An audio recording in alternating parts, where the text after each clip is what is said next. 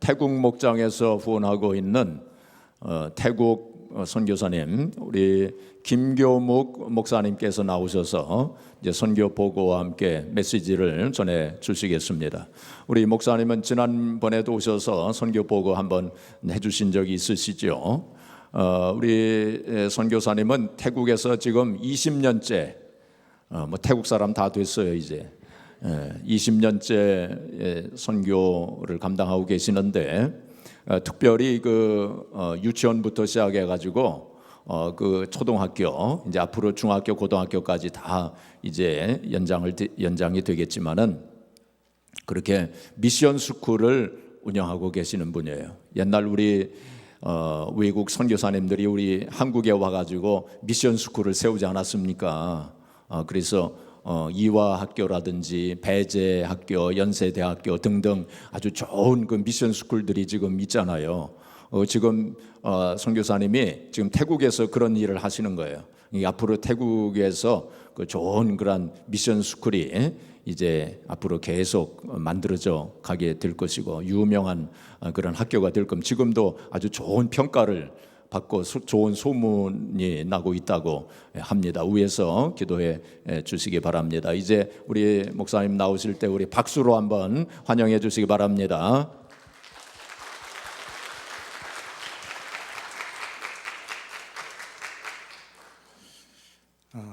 안녕하세요. 그동안 평안하셨는지요? 제가 2년 반 전에 왔었습니다.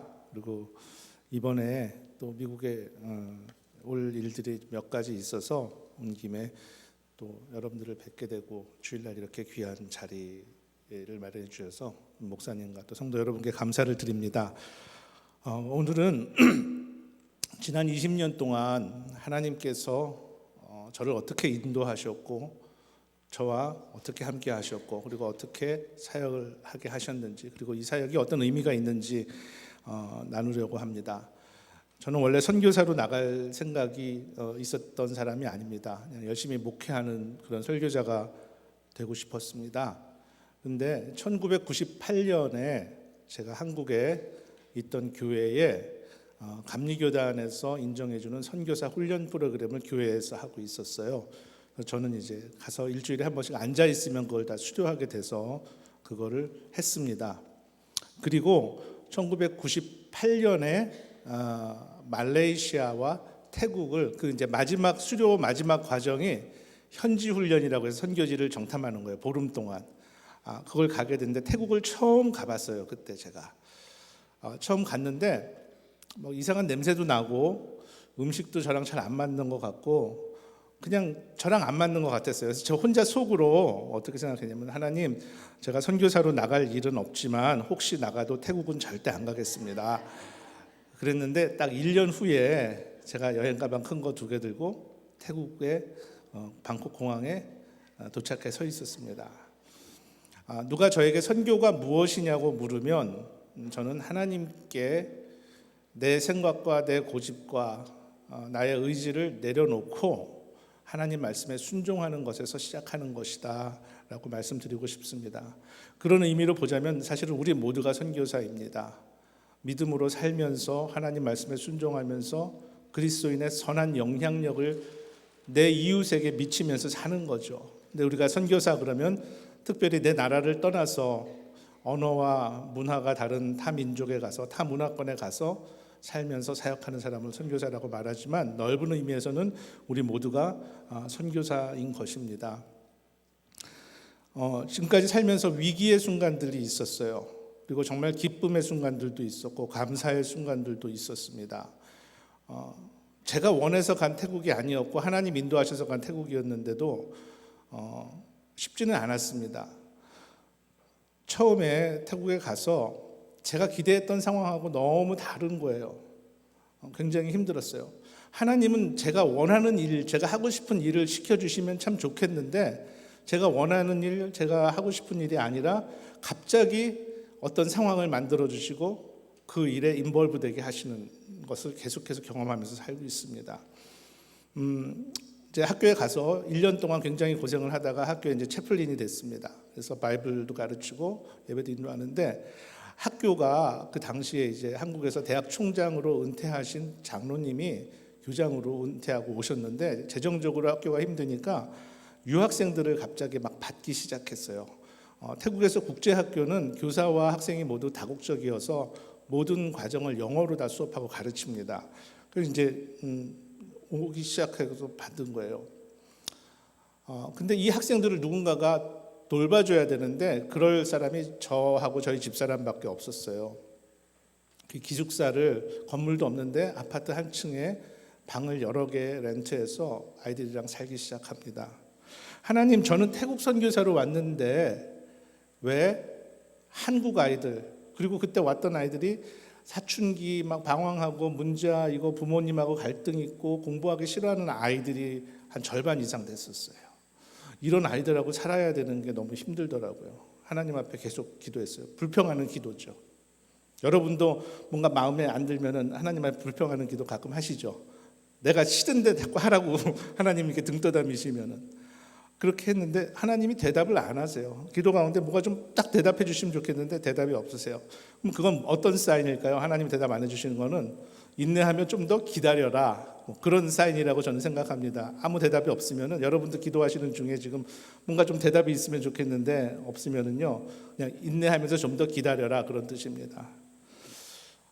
근데 이 아이들하고 사는데 저희가 기숙사에서 입사 서약서를 쓰는데 굉장히 아주 스트릭한 그 룰이 있었어요. 뭐냐면 매일 저녁 먹고 큐티를 30분씩 참석하는 거예요. 그거를 이유가 없이, 정당한 이유 없이 3번 이상 빠지면 쫓아내도 아무 소리 하지 않겠다는 서약서를 부모하고 학생에게 사인을 받았습니다. 근데 여러분, 그 학교도 가기 싫어하고 공부하기 싫어하는 애들이 저녁 먹고 큐티하러 와서 앉아있는 모습을 한번 상상해 보세요. 제 얘기 절대 안 들어요. 빨리 시간아 가라. 그들의 몸과 마음은 이미 분리돼 있어요. 얼마나 힘든지 모르겠더라고요. 그렇게 몇 년을 보냈습니다. 뭐 힘이 들어도 약속한 거니까 해야 되는 거죠. 그런데 어느 해에 한 4년쯤 지났을까요? 사순절 마지막 부활절이 되었는데, 고난주간이 되었는데, 학생들 한 4-5명이 중학교, 고등학교 된 4-5명이 5명이 저에게 오더니, 목사님, 우리가 고난주간인데 금식 기도를 좀 하고 싶어요, 그러는 거예요. 그래서 기특하기도 하고 놀랍기도 하고, 그래서 그래 해봐 그랬는데, 정말로 이 아이들이 학교를 다니면서 물만 먹고 점심시간은 자기들끼리 모여서 말씀 보고 기도하면서 월요일부터 금요일까지 금식을 했어요. 제가 물어봤습니다. 너네 갑자기 왜 이렇게 금식을 했어? 이 힘든 금식을? 그랬더니 그렇게 얘기하는 거예요. 저희도 저희의 앞날이 너무 걱정이 돼요. 하나님이 어떤 계획이 있으셔서 우리를 이 태국 땅까지 낯선 곳으로 불러와서 부모님하고 떨어져서 이렇게 살게 하시는지 모르겠어요. 라는 대답을 하는 거예요. 여러분, 너무 기특하지 않아요? 내 인생이 앞날이 불투명해요. 뭘 하고 살아야 될지 모르겠고 하나님 나를 어떻게 하실지 모르는데 그게 궁금해서 기도하는 거예요. 금식하면서. 그리고 나서 저희 기숙사 안에는 작은 변화들이 있기 시작했습니다. 학교 가기 싫어하고 맨날 지각하고 그러던 아이들이 금식이 유행이 됐어요. 따라하는 거 좋아하잖아요. 그 나이들은 친구가 뭐 하면 자기도 하고 싶고.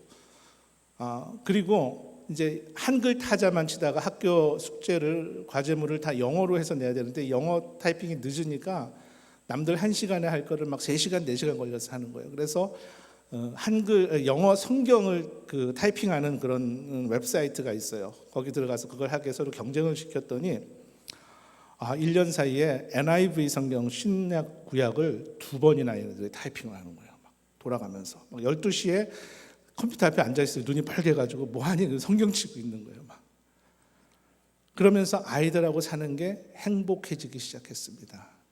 가장 힘들었던 시간, 탈출하고 싶었던 시간, 가장 꼴 보기 싫었던 아이들이 솔직히 표현하면은 사랑스럽게 느껴지기 시작했고 그들과 함께하는 시간이 행복해지기 시작했습니다. 말씀으로 사는 것이 우리에게 준 변화예요. 그리고 나서 하나님이 그때서야 대답하시더라고요. 너 이제 연습 끝. 지금까지 연습한 거 태국 아이들한테 가서 해라. 그렇게 말씀하시는 거예요. 우리가 살았던 모습을 곰곰이 생각해 보았더니 예수님이 제자들과 함께 하셨던 삶의 모습이 거기에 있었습니다. 매일 우리는 밥을 같이 먹는 밥상 공동체였고, 예배를 드리는 예배 공동체, 말씀을 보는 예배 공동체, 그리고 함께 살아가는 생활 공동체였어요. 그 세 가지 공동체가 우리 삶 속에 같이 있었더니 변할 것 같지 않았던 아이들이 변하기 시작하는 거예요. 가능할 것 같지 않았던 일들이 가능해지는 것을 보게 되었어요. 그리고 하나님이 그때 제 마음에 이런 공동체를 실천할 수 있는 학교를 세워라 하는 마음을 주신 것이 10년 전입니다. 태국 이야기를 잠깐 해드리겠습니다. 태국은 우리 개신교 선교 역사가 한국보다 훨씬 오래된 200년이나 된 나라입니다. 그런데 아직 기독교 인구는 1%가 채 되지 않습니다. 6,800만 명 중에 50만 명 정도로 추산을 하고 있습니다. 더 안타까운 사실은 그 50만 명 정도 되는 기독교인 중에서 한 80% 가까운 80% 가까운 인구가 산족 원주민들이거나 가난하고 배우지 못한 사회 하층민 계층이 대부분이에요. 그러니까 태국의 이제 중산층 이상 되는 태국의 메이저 그룹 안에 있는 사람들이 기독교를 어떻게 이해하고 받아들이냐면, 기독교인들은 가난하고 못 배우고 선교사에게 늘 의지해서 도움받으며 사는 사람들이 기독교인들인 거예요. 너무 마음이 아픈 거예요. 그런 사실들을 보면서 한국을 생각해 보았습니다. 120년 전에 선교사님들이 오셔서 정말 세상에서 가장 가난하고 힘들게 살았던 그 나라를 하나님 축복해 주셨어요. 선교사님들이 와서 학교를 세우고 병원을 세우고 그 기독교 학교에서 길러진 인재들이 우리가 역사 속에서 가장 힘들던 일제강점기와 한국전쟁 그 시간 동안을 이겨낼 수 있는 리더가 되고 정신적인 어떤 리더가 되고 힘이 되어주고 이 나라가 이만큼 온 것에 대해서 너무 감사하면서 동시에 저는 영적으로 빚진 마음이 들었어요. 그리고 태국의 선교 역사를 다 하나씩 찾아봤는데 신기하게도 태국은 우리나라의 선교사님들이 와서 하셨던 그런 신학교 말고 그냥 일반 크리스찬 학교들로 지속적으로 했던 사역이 거의 없는 거예요. 그래서 하나님 주신 마음을 가지고 학교를 시작해야겠다 했습니다. 그런데 하나님 주신 마음이 우리에게 있는 건 되게 중요합니다. 내 인생 속에서 하나님이 주신 비전과 어떤 가이드라인이 있는 사람과 없는 사람의 삶은 분명히 차이가 납니다. 그런데 하나님이 주셨다고 해서 그게 당장 내 앞에서 손쉽게 그냥 이루어지는 것은 아니더라는 겁니다. 모세에게 하나님께서 너의 백성들, 이스라엘 백성들을 애굽에서 데리고 나와서 내가 약속한 땅으로 가라, 하나님 말씀하신 거죠. 근데 그 과정이 순탄하지 않았잖아요. 너무 힘들었잖아요. 너무 많이 인내해야 됐잖아요. 그런 것 같아요. 하나님 주신 것은. 오늘 읽은 이 하박국 2장 14절의 말씀은 굉장히 시적인 표현이 있는 멋있는 말씀입니다. 물이 바다를 덮은 같이 여호와의 영광을 인정하는 것이 세상에 가득함이니라. 정말 멋있잖아요. 이사야서에도 이와 비슷한 말씀이 하나 더 있어요. 근데 이 말씀은 하나님이 저와 아내에게 주신 말씀인데, 가장 힘들었던 시간에, 정말 처절하게 힘들었던 시간에 주신 가장 소망의 말씀인 거예요. 굉장히 역설적이죠. 진짜 역설적.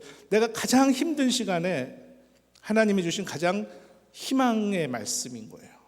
이 두 개의 상황 속에 있는 이 차이가, 갭이 굉장히 큰 거예요. 이걸 어떻게 감당할 수 있을까? 2008년도에 하나님이 주신 마음이 너무 커가지고 제가 그때 미국을 처음 왔었어요. 저는 미국에 있는 상황을 잘 몰랐고 그 전에 와보지도 않았고 그래서 잘 몰랐어요. 그냥 한국이든 미국이든 가면은 내가 받은 이 콜링이 굉장히 크기 때문에 막 많은 분들이 도와줄 줄 알았어요. 그런데 전혀 아니더라고요. 들으려고조차 하지 않는 거예요. 너무너무 힘들었어요. 근데 그땐 마침 제가 막 감기 몸살이 걸려서 3월 달에 왔는데 버스턴에 아는 어떤 권사님 댁에 머물다가 눈을 탁 떴는데 눈이 왔어요. 밖에 정원에 눈이 와서 너무 예쁜데, 그걸 보면서 제가 마음에 어떤 생각이 들었냐면요, 하나님 저 너무 힘들어요.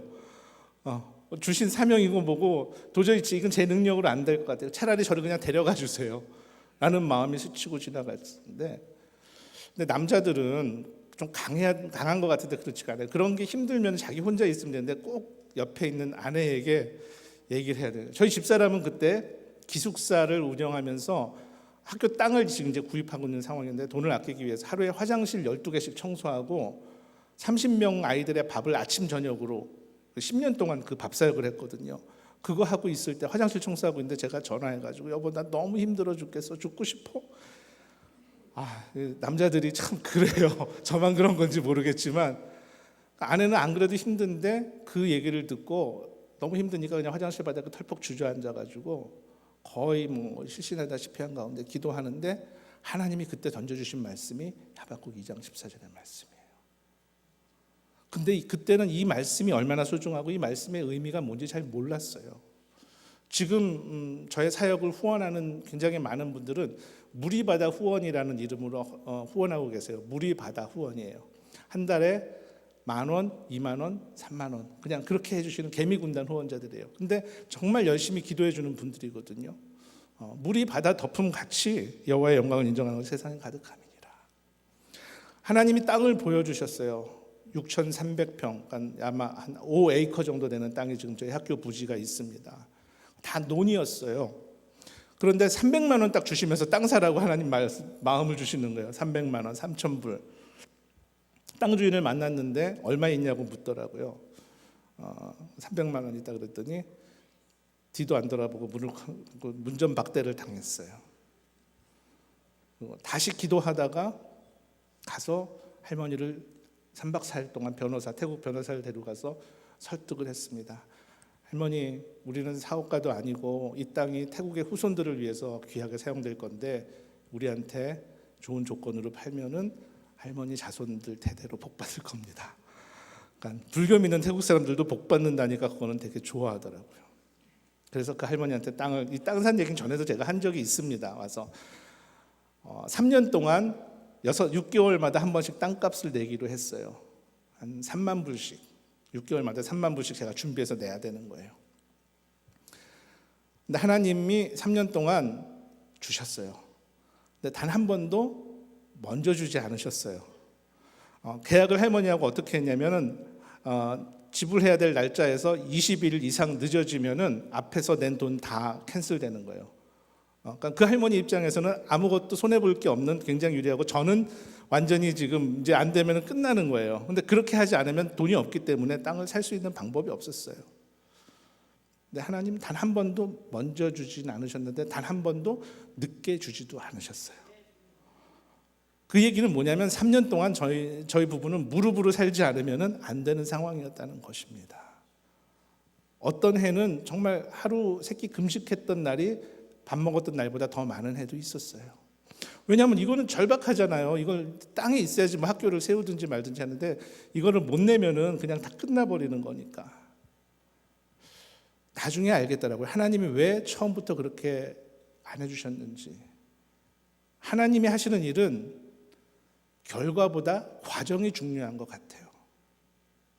그냥 눈에 보이는 결과가 중요한 게 아니라 어떤 과정을 거쳐서 갔느냐. 하나님이 약속하신 가나안 땅에 도착했는데 어떤 과정을 통해서 그 땅에 도착했느냐, 그런 거죠. 우리의 인생이 하나님 앞에 어떤 모습으로 어떤 관계로 내가 하나님과 어떻게 소통하면서 지금까지 살아왔느냐, 그거거든요. 그리고 학교를 시작할 준비를 해야 되는데 땅은 다 샀습니다. 땅 문서 받아들고 집사람하고 부둥켜 안고 울었어요. 종이 한 장 가지고. 그리고 이제 건물을 지어야 되는데 지금까지 땅 사고 전기하고 뭐 하는데 돈이 엄청나게 들었는데 아무것도 할 수 있는 게 없었어요. 그래서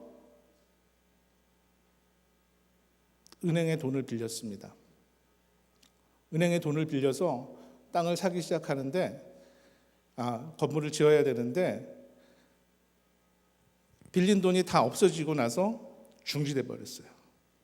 더 이상 할 수 있는 게 아무것도 없었어요. 다시 또 절망에 빠지는 거예요. 공사하던 사람이 마지막 돈을 지불했는데 더 이상 진행을 하지 않고 부도가 나서 도망가 버렸어요. 그 마지막 지불했던 돈은 한국에 있는 어떤 원로 장로님이 적금받은 돈으로 보내주신 거였는데 그걸로 공사하다가 도망가 버린 거예요. 사람이 또 그런 상황이 되니까 사실 지금까지 땅도 샀고 공사도 요만큼 진행했는데 내 앞에 닥친 어려움이 오니까 하나님이 이미 주신 복은 다 잊어버리더라고요. 다시 힘든 거예요. 제 마음이 너무 힘든 거예요. 아내는 막 마음이 상하고 마음고생을 해서 갑상선 항진증이 생겨서 목이 이만큼 붓기 시작했어요. 저는 막 과로해가지고 이틀 동안 병원에 입원했다가 다시 나왔는데 학교 땅을 누군가가 지키고 있어야 돼요. 그 전에 공사할 때는 사람들이 이렇게 있었는데 아무도 없는 거예요. 그래서 지붕도 없이 콘크리트 기둥만 있는 땅에 저 혼자 앉아서 신세한탄을 하는 거예요. 지나간 감사는 잊어버리고 내 눈앞에 있는 어려움만 보면서 신세한탄을 하는 거예요. 근데 그때 하나님이 말씀으로 저를 다시 살려주셨어요. 시편에 있는 말씀, 눈을 들어 산을 보아라. 너의 도움이 어디서 올꼬? 천지를 지으신 여호와 하나님에게서로다. 왜 갑자기 그 말씀이 생각난지 모르겠어요. 그날따라 하늘이 굉장히 파랗고 예뻤습니다. 그 말씀이 제 마음에 몇 초 동안 스치고 지나가는데 모든 근심과 걱정이 다 사라졌어요. 정말 신기했어요. 그리고 그 은혜를 제가 잊고 싶지 않아서 앉아서 제 모바일 폰으로 막 제 페이스북에다가 쓰기 시작했어요. 하나님 주신 은혜를 잊어버릴까 봐. 그리고 났는데 갑자기 앞에 담장이 정면만 없었어요. 그러니까 지나가던 소떼들도 들어오고 동네 개들도 들어오고 막 엉망인 거예요. 그래서 저거를 좀 막아야겠다는 마음이 갑자기 들었어요. 그래서 기도하면서 거기다 이렇게 썼어요. 담장을 1m 하는데 한국 돈으로 6만 원 정도 들어가는데 하나님 주시는 마음 따라서 헌금해 주시면 감사하겠습니다. 그런데 2주 만에 하나님이 그걸 다 채워주셨어요. 125m 담장 세울 거를 학교 이제 교문도 만들고. 그런데 거기서 끝나지 않고 정말 몇 년 동안 연락도 안 하던 친구 목사들이, 아는 분들이 연락이 오는 거예요. 그래서 나머지 공사가 진행이 되었습니다. 그리고 학교를 개교할 수 있게 되었어요. 그때는 한 3년 동안 제가 한국에 연회 때마다 한국 나가서 설교하고 선교 보고 하면은 똑같았어요. 그 제목이 뭐였냐면 하나님이 하셨습니다. 하나님이 하셨습니다. 여러분도 살면서 힘든 일 많으시죠? 기도하는데도 뭔가 당장 막 눈앞에 보여지는 응답도 없고, 좀 더 인내하면서 하나님 앞에 최선을 다해서 기도해 보세요. 하나님 분명히 우리에게 응답해 주십니다. 그리고 내 인생 자체가, 지금까지 살아온 내 인생이 내가 한 것이 아니라 하나님이 인도하신 거다, 하나님이 하신 것이다 라고 고백할 수 있기를 원합니다. 우리 모두가 다 같이요. 여기서 끝난 게 아니죠. 2015년 8월에 정말 우여곡절의 상황 속에서 하나님 인도하셔서 태국 교육부의 인가를 얻어서 정식으로 웨슬리 인터내셔널 스쿨을 개교를 했습니다. 근데 저한테 또 다른 위기가 다가왔어요. 왜 이렇게 사람은 하나님이 없으면 우리가 할 수 있는 게 아무것도 없는지 모르겠어요. 어떤 위기냐면요, 저 개인적인 거였는데 이상하게 학교가 개교됐고 이제 너무 감사해야 될 순간인데 제 마음속에 감사가 없는 거예요. 이상하게 자꾸 우울해지는 거예요. 학교에 운영해야 되고 월급도 줘야 되고 재정적인 어떤 그런 상황도 힘들었고 이상하게 자꾸 분노가 올라와요. 그러니까 가까이 있는 아내에게 막 짜증내고, 어떨 때는 우리 아들과 딸이 엄마하고만 더 친한 것 같고 저한테는 안 친한 것 같아서 잘 삐지고, 네, 막 그랬어요. 그런데 그게 보니까 학문적인 용어로 갱년기 우울증. 남자가 이제 50이 넘어가면은 갱년기 우울증은 목사도 선교사도 못 피해가는 거예요. 전 되게 힘들었어요. 나름대로. 웃으시지만 아마 비슷한 경험 하신 분들이 계실지도 몰라요. 한 번은 뱅콕에서 이제 제가 사는 코라까지 운전을 해서 가는데 내일에 대한 소망이 아무것도 없는 거예요. 마치 운전하면서 내비게이션 따라서 막 길을 찾아가다 내비게이션이 갑자기 꺼졌어요. 그러니까 내가 어디로 가야 될지 모르는 것과 같은 그런 상황인 거예요.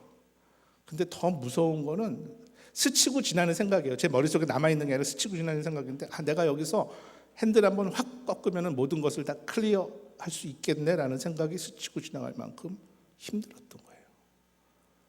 너무 놀라갖고 제가 제 자신한테 놀라서 차를 갓길에 세웠습니다. 나는 그래도 목사인데, 그래도 선교사인데 내가 가진 신앙이 이 상황에서 나에게 아무런 도움을 줄 수 없다는 게 너무 처량했어요. 너무 힘들었어요. 그냥 앉아있는데 그냥 혼자 그냥 울고 싶은데 울음도 안 나오고 그냥 답답한 거예요. 핸드폰에 있는 수많은 연락처들이 있지만 거기 어느 누구도 전화해서 내 지금 그 마음을 나눌 수 있는 사람이 아무도 없는 거예요. 정말 힘들었어요. 하나님 이건 또 뭐지요? 학교도 시작됐는데 이건 또 뭐지요? 근데 하나님이 그것도 해결해 주셨어요. 어떻게 해결해 주셨냐면요, 어느 날 운전을 하고 가는데 찬송가 가사가 갑자기 생각나는 거예요. 아까 그 시편의 말씀이 확 떠올라서 저를 살려주셨던 것처럼 찬송가 가사가 갑자기 생각나는 거예요. 그게 뭐냐면요, 288장에 1절도 아니고 3절 가사예요. 그게 뭐냐면요, 제가 잠깐만 불러볼게요. 주 안에 기쁨 누림으로 마음의 풍랑이 잔잔하니 세상과 나는 간 곳 없고 구속한 주만 보이도다. 이것이 나의 간증이요 이것이 나의 찬송일세. 나 사는 동안 끊임없이 구주를 찬송하리로다. 운전하면서 수십 번을 불렀어요. 이 3절 가사를 수십 번을 불렀어요. 근데 정말 대단하지 않아요? 주 안의 기쁨 누림으로 내 마음의 풍랑이 잔잔하니 세상과 나는 간 곳 없고 구속한 주만 보이도다. 이것이 나의 간증이요 이것이 나의 찬송일세. 나 사는 동안 끊임없이 구주를 찬송하리로다. 하나님께서 제 마음에 평안을 주셨어요. 사춘기도 이긴다는 갱년기 우울증을 찬송으로 극복해야 하죠. 한 집에 여러분 자녀들은 사춘기고 부모님은 갱년기면은 싸우면은 사춘기랑 갱년기 싸우면 갱년기가 이긴대요. 근데 그 무서운 갱년기 우울증을 찬송으로 말씀으로 이기게 해주셨어요. 하나님께서 우리에게 원하시는 일들은 참 많고 우리 복주기 원하시고 늘 우리와 함께 하시기 원하시는데 때로는 우리가 영적으로 무지해서 깨닫지 못할 때가 많습니다. 학교를 처음 시작할 때 유치원생 10명으로 시작을 했어요. 근데 지금 이제 4학년까지 75명의 학생이 있습니다. 22명의 직원들과 앞으로 12학년까지 매년 이제 한 학년씩 올라갈 겁니다. 지금 중학교 건물을 짓고 있는데 왜냐하면 지금 4학년까지 교실이 4학년 교실까지밖에 없어요. 5학년이 내년 8월에 되면 그 아이들이 공부할 교실이 없어서 지금 중학교 건물을 건축하고 있습니다. 잘 되도록 기도해 주시고요. 또 이번에 미국에 온 것은 좋은 크리스찬 교사를 찾는 일이 너무 시급해서 그렇습니다. 영어로 가르칠 수 있는 사람, 미국 사람, 영국 사람, 저희 학교에는 지금 호주, 뉴질랜드 그렇게 스님들이 있는데 정말 아이들을 말씀과 사랑으로 가르칠 수 있는 선생님을 찾는 게 너무 힘들어요. 그래서 미국에 일단 와서 하나님 인도하시는 대로 좋은 사람 주실 것을 믿고 기도하면서 왔습니다. 다음 주 화요일에는 버스턴으로 다시 가고 그다음에 이제 LA에서 선교 대회가 있어서 그것까지 참석하고 태국을 들어갈 예정입니다. 그동안 아스토리아 한인교회에서 기도해 주시고 후원해 주신 건 너무 감사드립니다.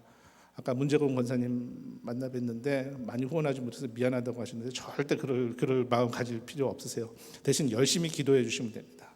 기도가 우선입니다. 그다음에 물질 후원은 그 다음에 이어서 오는 것이죠. 동영상을 준비한 게 있습니다. 잠깐 보여드리겠습니다. 네, 이거는 이제 2007년에서 15년까지 처음 학교 땅 사고 공사하는 과정이 한 3분 정도 되는 건데 같이 보시겠습니다.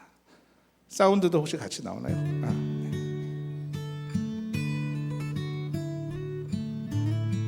땅 주인 할머니, 굉장히 가난한 분이에요. 남편이 일찍 죽고 뭐 땅밖에 없는 상황이었죠. 이게 이제 6,300평 5에이커의 논이었습니다. 2008년도 3월에 흙을 갖다 붓는 토목 공사를 시작했어요. 지하수 파는 공사를 합니다. 담장, 펜스를 이제 디귿자로 들고 있습니다. 이건 처음 첫 번째 건물, 오피스 건물을 이제 짓는 거예요. 주께서 주신 동산에 땀 흘리며 씨를 뿌리며 내 모든 삶을 드리리. 날 사랑하시는 내 주님께 비바람 앞을 가리고. 요거 이전에 이제 공사가 중지돼서 도망가고 한참 동안 중지됐었어요. 몇 달 동안. 근데 이제 계속 다시 진행이 되고 있는 상황입니다. 쇠잔해져도 내 모든 삶을 드리리.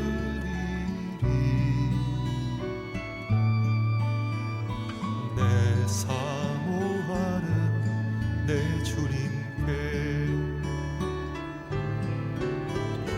땅 끝에서 주님을 맞으리.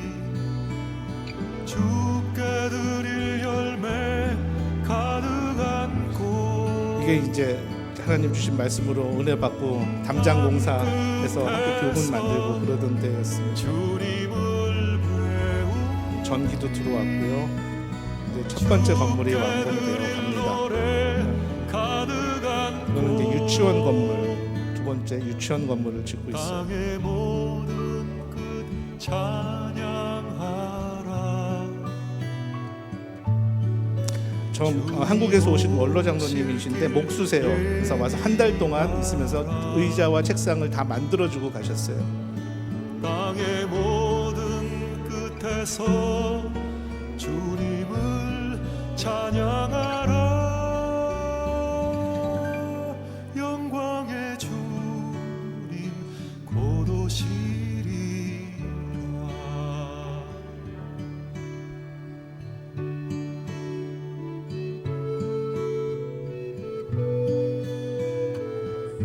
하늘에서는 주 외에 누가 내게 있으리요.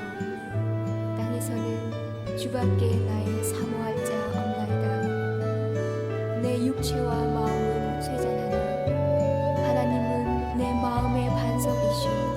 영원히 이거는 저희가 학교 시작하기 전에 시내에서 4년 동안 데이케어를 빌딩 렌트해서 운영할 때 그때 사진입니다. 땅 끝에서 주님을 저희 학교의 어떤 모토가 되는 말씀의 시편 85편 10절 말씀입니다. 네, 이제 요거 됐고요. 다음 거는 올해 만든 그 동영상이에요. 학교 홍보용으로 만들었는데 보시겠습니다.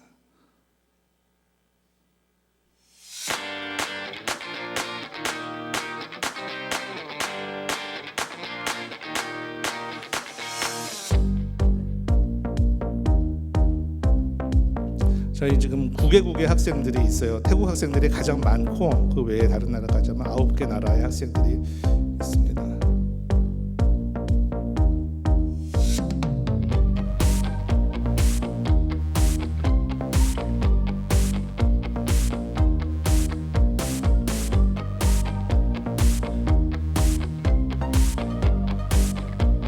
유치원 학생들입니다.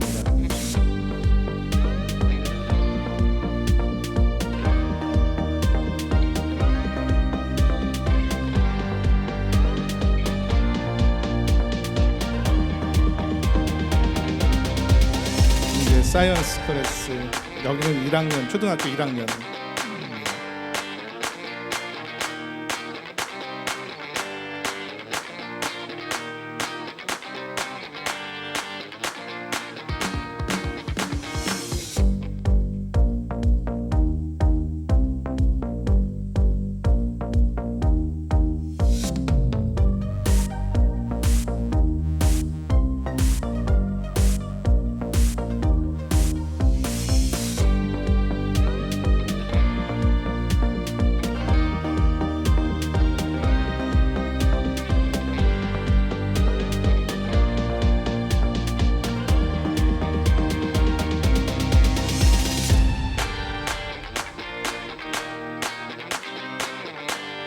네, 그러니까 이제 그 다음 사진만 좀 잠깐 띄워주세요.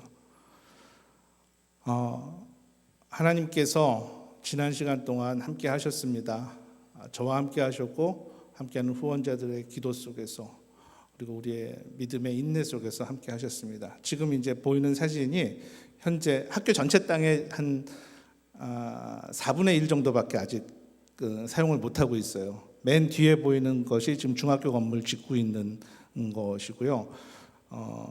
그 다음에 사진은 이제 전체 마스터 플랜입니다. 아직까지 뭐 고등학교 건물도 지어야 되고 수영장하고 그 다음에 체육관도 있어야 되고 학교 채플이 없어요. 그래서 예배할 수 있는 채플도 줘야 되고 시간이 얼마나 걸릴지는 모르겠습니다. 그러나 하나님께서 지금까지 해오신 방법으로 그렇게 하실 것이라고 믿습니다.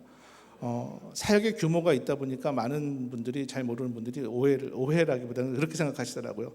김교묵 뒤에는 무슨 큰 교회, 큰 손이 있거나 뭐 그런 게 있나 보다. 근데 저는 아니죠. 오직 하나님 한 분만이 계십니다. 후원자들 지금까지 했던 후원 중에 돈 많은 분들이 하신 데는 거의 없어요. 정말 정말 마음이 아팠던 거는 28살에 남편이 결혼한 지 8개월 만에 사고로 죽고 뱃속에 6달 된 딸아이 데리고 있던 자매가 남편 길 1년 되는 때에 남편의 죽음이 하나님 앞에 어떻게 하면 의미 있게 할까 해서 보상금 받은 거 헌금 드리기도 했고요. 저 중고등부 때 교회 친구가 암이 걸렸어요. 그런데 암 수술하고 암 보험금 보상금 받은 거 막 드리고, 하나님 저는 좀 마음 편하게 받을 수 있는 물질을 주시면 안 됩니까? 라는 기도가 저절로 나오는데 하나님 뭐라고 대답하시냐면요, 이런 귀한 믿음을 가진 자들이 드린 물질로 세워진 학교라야 그런 믿음을 가진 아이들이 거기서 자라지 않겠느냐 라고 말씀하셔서 한편으로는 제 마음 가운데 위로가 되었습니다. 태국에서 국제학교는 태국 교육부로부터 커리큘럼이 완전히 자유롭습니다. 그래서 저희는 매주 월요일 날 아침에 채플이 있어요. 그리고 성경을 정규 과목 속에 넣어서 성경을 같이 가르치고 있습니다. 그리고 국제학교의 좋은 점은 유치원에서 12학년까지 한 학교에서 쭉 다니는 거예요. 그러니까 저희 학교에 한 아이가 유치원에 들어와서 졸업할 때까지 다니면 16년을 한 캠퍼스에서 공부하는 거예요. 16년 동안 말씀으로 또 잘 자라도록 신앙 지도를 받으면 그들이 200년의 역사 속에서 아직까지 이루지 못했던 태국 선교의 열매를 앞으로 20년 후 30년 후에 거둘 날이 있을 것이라고 그렇게 믿습니다. 그래서 전 아직 부족하지만 하나님, 제가 태국의 아펜젤러가 되게 해주세요. 태국의 언더우드가 되게 해주세요. 이 웨슬리 국제학교가 태국 역사 속에서, 태국 선교 역사 속에서 정말 아름다운 열매를 풍성하게 거둘 수 있는 그런 학교가 되게 해주세요라고 기도하고 있습니다. 여러분께서도 함께 기억하시고 기도해 주시면 큰 힘이 될 것이고 또 하나님이 기뻐하실 것이라고 믿습니다. 기도하겠습니다. 살아계시고 역사하시는 하나님 아버지, 우리가 무엇이 간데 우리를 죽기까지 사랑하셔서 가장 낮은 자의 모습으로 오셔서 우리와 함께 하시는지요. 하나님, 살면서 힘들고 어려울 때 주님 손 꼭 붙들게 해 주시옵소서. 아멘. 주님께 의지하며 이겨나가게 하여 주시옵소서. 아멘. 아스토리아의 모든 성도들을 한 분 한 분 다 사랑하시는 하나님, 주의 말씀으로 일어서게 하여 주시고 아멘. 주를 향한 믿음으로 승리하게 하여 주시옵소서. 아멘.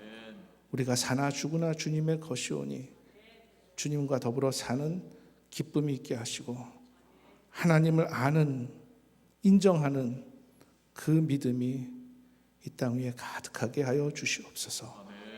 예수님 이름으로 기도합니다. 아멘.